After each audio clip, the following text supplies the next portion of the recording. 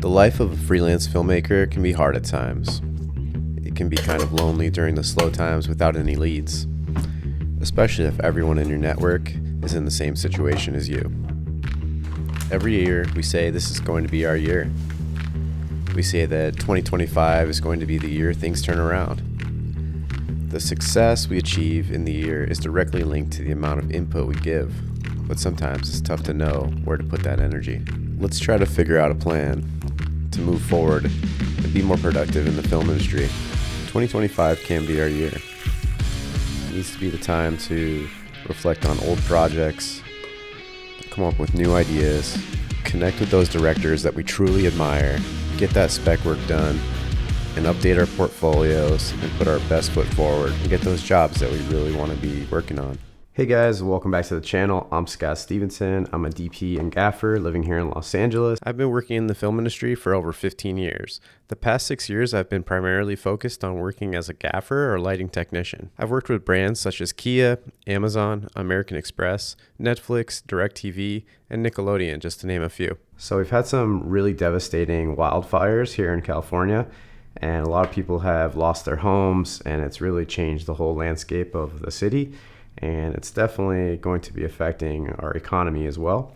So looking for work is kind of crazy, where I'm like, hey, trying to offer my video production services to people, and their main priority is shelter and food and having a roof over their head. They don't have a whole lot of discretionary income to put towards video production, or at least I'm thinking maybe they don't. Maybe there's some nonprofits or something out there, but I feel like every year around December, January, things get a little crazy and it's just difficult to find work. So one thing that I did is I went ahead and I called a bunch of different people in my network and just touch base with them and see how they're doing and kind of what they're up to. But we're going to do something a little bit different in this video. I'm going to go through my contacts and try to talk to DPs, gaffers, directors, producers, anybody who I haven't really connected with in a while, and just see how they're doing. It's the beginning of the year, January, see if there's any projects on the horizon.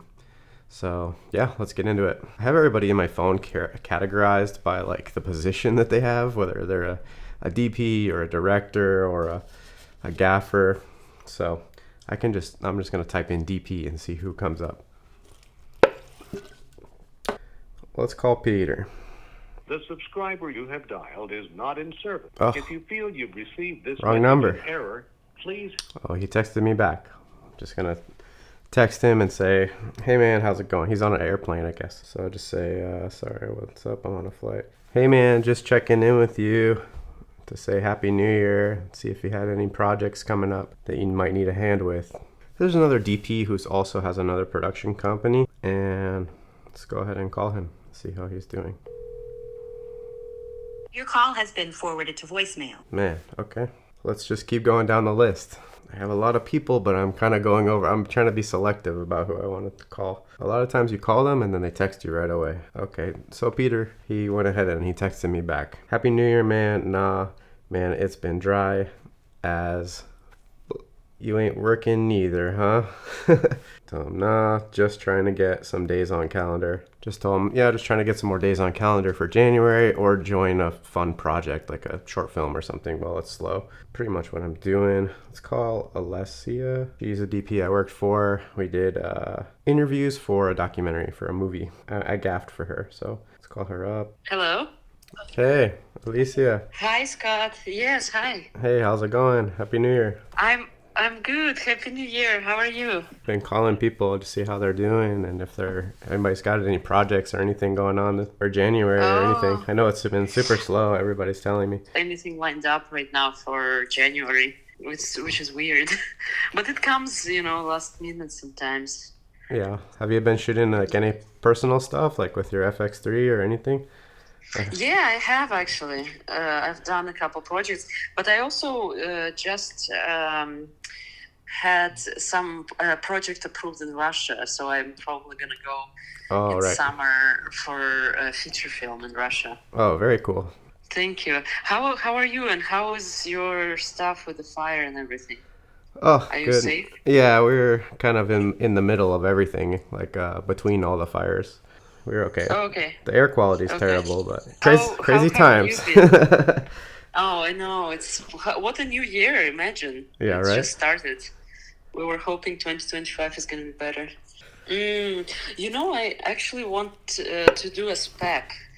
I have two directors who I'm talking to about this because I don't really have any like nice commercials, so I want to do a spec which is going to be like maybe one day, maybe even less than 1 day shoot, and just do like several nice shots, like do something nice and cute. Like Apple commercial where the camera is flying. There is like someone beautiful in the frame with like nice lighting, nice production design. Something like very commercial, but very like natural lit and light and high key and like all that. Yeah, but you'll be DP, so it's more like the vision of the director, pretty exactly. much. Yes. Yeah. Yes. Well, let me know if you need a gaffer, you need lights, you need help or something. I'm just trying to get something going. Thank you. Keep the skills sharp, Thank you so much, Scott. All right, good hearing from you. Stay safe. Okay, so maybe spec project, probably no money, but something. Now moving on to grip and gaffer people. Your call has been forwarded to voice. Not getting too many people picking up here. I'm even gonna call my sound guys. Your call has been forwarded to voicemail. The person you're I think Instagram is a better way to go. Besides, nobody answers the phone anymore, 2025. It's crazy. All right, let's try this again. I'm gonna call my buddy Kane, see what he's up to. You've reached into the... If this is a real person and not a robocall, go ahead and text me and I'll call you right back. Your call has been forwarded to voicemail. Nobody answers. Hey, what's going on, man? What's up, dude? How you doing? I'm alright. Just on a job right now. Oh, you're working? Nice. Yeah, what's good with you? Just calling people, see what's going on, man. It's been super slow for me. Yeah, this is, I've only worked a few times in the last few weeks. This is, one day, and I think I have one other day this week. That's about it. Jeez. Yeah, everybody I talk to is like super slow. Yeah, it's not a great time right now. It's really like my job on Wednesday is like me and the DP's key grip. So it's kind of just that kind of shit a lot. Yeah. Kind of small. Yeah. If you need like a swing or something, man, let me know. I got you. Yeah. I'll see what I haven't even talked details yet about it, but some people aren't answering, but I'm texting whoever I can. Some people are responding. Your call has been forwarded to voicemail. Please leave your message for 8. All right, that's a wrap on that. So after trying to call around and talk to a few different people on my network, it kind of seems like I'm not the only one that is having this famine of work. A lot of people in this industry, film industry, depending on what they're a director, DP, grip, gaffer, production design, everybody I'm really talking to is struggling right now. It's really tough. What are we gonna do about it? I don't know. I've really been trying to put more energy into this YouTube channel and teaching and just putting out resources, and I feel like that's a good outlet for me. It's helping me to kind of craft my skills and keep everything sharp, and it's also a good way for me to connect with new people, but definitely hard. Now is a really good time to do free projects and spec work and just anything that can really like elevate your portfolio. I feel like that's really what a lot of people do during this slow winter season before things start to pick up. All right, guys, so I'm in the middle of putting together this edit for this most recent YouTube video, and what I'm finding out is that it's extremely hard to share any sort of like B-roll or behind the scenes because all of the job, I actually ended up getting a job from all the different people that I called and I reached out to. I ended up actually getting a job. But what's crazy is I can't share any of that stuff with you guys because I signed NDAs, so I'm not able to show any sort of B-roll or anything like that to kind of tell you what I'm talking about or show any of that kind of stuff. So it's just really difficult to produce this kind of content for YouTube when I'm not able to really show any of it unless I actually own the footage myself, which a lot of YouTube creators, I see that they're going out and they're shooting just like in the streets or wherever, but most of the stuff when they're shooting on set, it's like, how do you guys clear that stuff? How do you get permission to use that footage in your YouTube videos? Or maybe people don't know that you're using it, or companies don't know. I don't know. I find it extremely difficult to be able to use what I do and show what I do to be able to promote myself when I do end up getting a job. So it's very difficult. I think that I'm going to have to probably end up hiring a behind the scenes videographer and also behind the scenes photographer. I've actually been looking at a couple of cameras. My business partner and I, we've been looking at the Canon R6 Mark II, which is a really cool camera for stills, as well as the R3, very pricey cameras from Canon. More affordable option, I'm looking at the Fuji X-T20, which is sort of their crop sensor hybrid camera that Fujifilm is offering, which is sort of their answer to like Sony's A6700, A6500, A6600, that kind of range. So I think it's a pretty cool option. I think they're about $1,200. You can get it with the kit lens, $15 to $45 for around $1,300 I was seeing on Amazon. So that's a pretty good deal, under $1,500 for camera and lens. The batteries are pretty big and they seem to last a long time. And you can get third-party batteries for like $50 and a charger. So all in, SD card, some batteries, a charger. I think out the door you can probably get this camera for like $1,500 and be out there shooting some cool photos. I've been doing a ton of research on this Fuji X-T20. I mean, it's sort of mid-tier. It's not the most pro sort of camera, and it's also not like the most novice sort of camera, but I think it'll be a good talking head sort of camera to replace the Blackmagic that I'm using now. It's not going to replace anything like the cinema cameras, the REDs that we use on like higher end projects, but it will be cool for like behind the scenes or like vlogging, something to just take around with me. Because right now most of the content that I shoot when I'm out and about or on set is just with my cell phone and just the iPhone 15, and it has fantastic cameras and it's great for shooting vertical or horizontal, but having interchangeable lenses, being able to zoom, being able to plug in mics easily. I mean, you can have like wireless mics like the DJI mic with the phone, but having a dedicated camera that I can hand off to somebody to shoot behind the scenes photo and video and have it, you know, going on a card so it's not filling up my internal memory in my phone, I think will be extremely valuable and be able to kind of bring you guys along for the journey and showcase what I'm doing.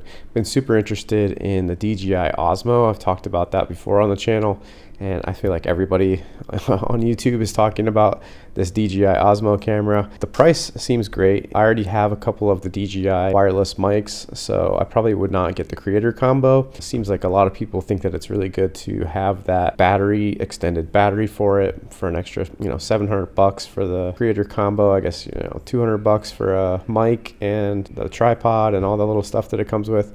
To me, I don't know if that's worth it. I probably would just end up getting the super base model, whatever that is, $500-600. But I mean, if I'm gonna spend $600, why not spend $1,200 and get an actually like full-on dedicated photography camera, something that I can run around with, or you know, shortly I'm going to be having a kid. It'd be great to just, you know, be a dad and just walk around and take photos of my son. That's something I'm thinking about, as just having another camera.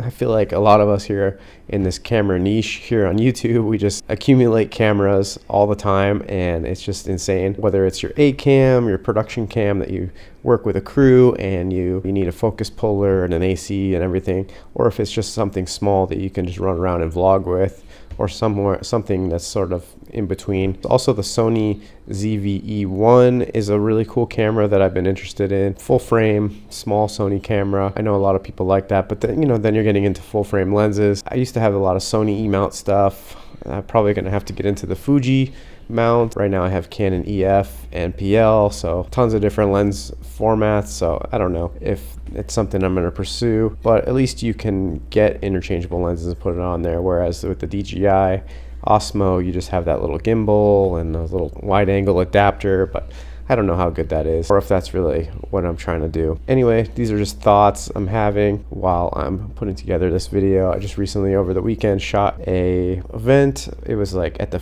LA Fit Expo here in Los Angeles, and I was running around with this RED Helium, and when I first was filming with the RED Helium, I was like, man, I don't know about this camera. It's bulky, it's heavy. It is heavy, but I was thinking to myself, man, I don't know if I really enjoy working with this camera. I usually have it in the studio, plugged in on sticks, but I was running around with it on the easy rig and handheld, shoulder rig, tripod, and it's really nice to just have a dedicated camera that shoots video. The one thing I don't like about it, though, is it takes forever to turn on.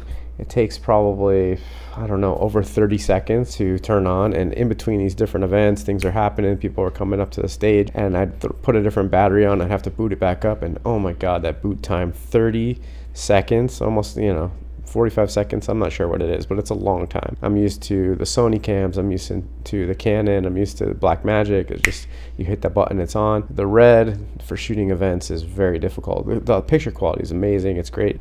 Everything else about it is good. I shot the whole thing in 4K, ProRes LT I think I used, and yeah, I filled up 2 cards. I shot 2 days, Saturday and Sunday, filled up 2 cards, 480 gigs on each card, and yeah, got a lot of footage. I'm exporting it right now and putting it up online. I actually manage 6 YouTube channels for some of my clients, besides my own YouTube channels. I have 2 YouTube channels.